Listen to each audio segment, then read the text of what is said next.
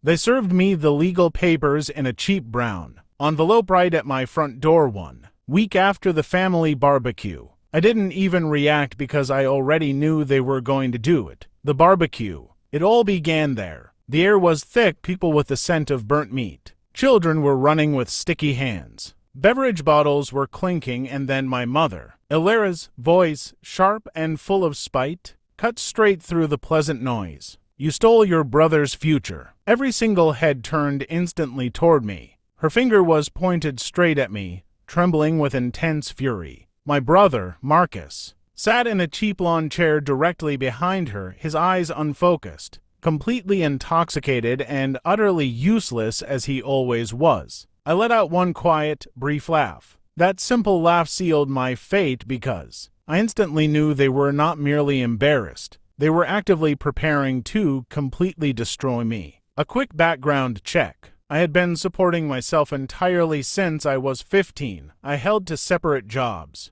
took no vacations, and received absolutely no financial assistance. While my friends were out partying, I was working double shifts. Every dollar I earned was painstakingly scraped together, saved, stretched, and finally 8 years later, I proudly signed the contract. Papers on my first house at the age of 26. No one had handed me the down payment. No one had even offered help. My brother, Marcus, in contrast, lived solely off them. Failed college courses, quickly cycling through temporary jobs, always somehow figuring it out, and they funded his life every step of the way. Rent, groceries, vehicle repairs, handouts disguised as parental love. But now, standing there with house keys in my pocket, I was undeniable proof of what dedication and discipline could successfully build. To them, that wasn't a source of pride. It was an act of complete betrayal. A week before that barbecue, I had already caught hints of their scheming.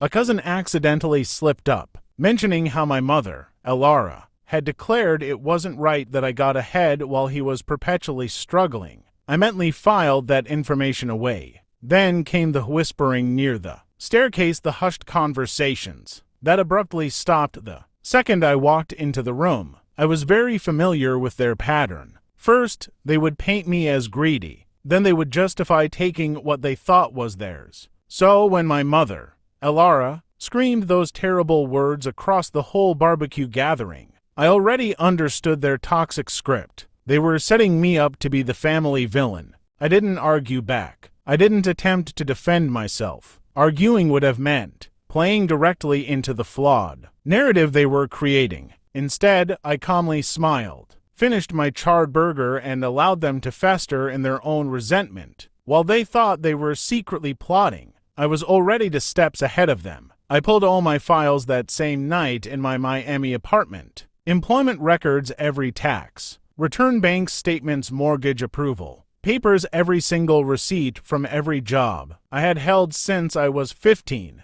Proof, paper trails, timelines. If they wanted a war, one would ensure that every single bullet they fired would completely backfire on them. The lawsuit came exactly 1 week later. They formally accused me of interfering with my brother Marcus's financial opportunities. It was utterly ridiculous and frankly laughable, but it was not harmless. Lawsuits inevitably cost massive amounts of time, money, and mental energy. They assumed they could exhaust me into helpless submission. They severely underestimated my resolve. First move, I immediately hired the absolute best lawyer I could afford. She was not inexpensive, but completely worth the investment. I didn't select someone flashy. I selected someone surgical in their approach. She read their flimsy complaint, raised a single eyebrow, and simply stated, "This isn't just going to be dismissed. We can completely counterattack." Second move, I filed my own counterclaim. Defamation, emotional distress, malicious prosecution. Not only would their initial lawsuit die a swift death, I would make them pay every cent for bringing it. Third move, I leaked absolutely nothing. Not a single word online, not a whisper to any relative. Silence was my most powerful weapon. I let them fully believe they were winning the war. The scheduled court date finally arrived. They confidently walked in, smug and self-assured. My brother, Marcus, was smirking like he had already successfully inherited my house. My parents never even looked in my direction. but the instant the judge requested to see the evidence there, House of Cards completely collapsed. My lawyer slid heavy binders onto the desk. 8 straight years of pay stubs. W-2 forms every year from my teenage. Jobs bank records detailing. Deposits, savings, discipline, and pristine. Mortgage approval letters. Then she asked the single question that cracked their entire fantasy wide open. Where specifically is the documented evidence that my client stole anything from your son? Silence. My brother shifted, awkwardly muttered something about general opportunities. The judge frowned deeply. We didn't just win the case, we utterly annihilated their argument. And then came the final twist. The judge immediately granted a hearing for my counterclaim. Suddenly, the very people who had raised me were not only losing, they were about to legally owe me significant money. After the hearing ended, they cornered me in the courthouse hallway. My mother, Alara's, face was pale and drawn tight. How could you inflict this on us? She whispered weakly. I leaned in close, perfectly calm. I didn't do this to you. You did this entirely to yourselves. I didn't raise my voice. I didn't curse or spit at them. I just let the simple words settle heavy as solid rock. My father looked away, first completely unable to meet my eye. My brother mumbled something